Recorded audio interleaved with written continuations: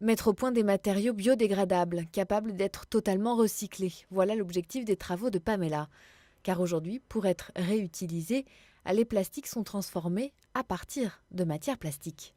Notre bouteille en plastique, elle viendra transformer en petites pastilles qui vont être ajoutées, mais en nouvelle matière première qui vient du pétrole pour faire une nouvelle bouteille en plastique.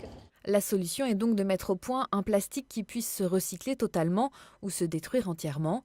Et le support sur lequel Pamela s'appuie, c'est le caoutchouc, une matière première, naturelle, renouvelable et économique. Au labo, on a mis à point des procédures pour changer la nature chimique de ces solides. Et ce qu'on obtient, c'est ce qu'on appelle un caoutchouc liquide, donc une nouvelle matière, qui nous permet de réagir, de la combiner à des autres matériaux commerciaux pour en faire de nouveaux matériaux. Et donc, nos polymères biodégradables, il vient directement du caoutchouc naturel. Et c'est ça qu'on espère récupérer à la fin pour refaire de nouveaux matériaux. Une fois le caoutchouc mis en contact avec les polymères biodégradables, l'équipe doit observer quel type de micro-organismes les dégradent et à quelle vitesse. Pour ce faire, les chercheurs sont allés récupérer des bactéries de la station d'épuration du Mans.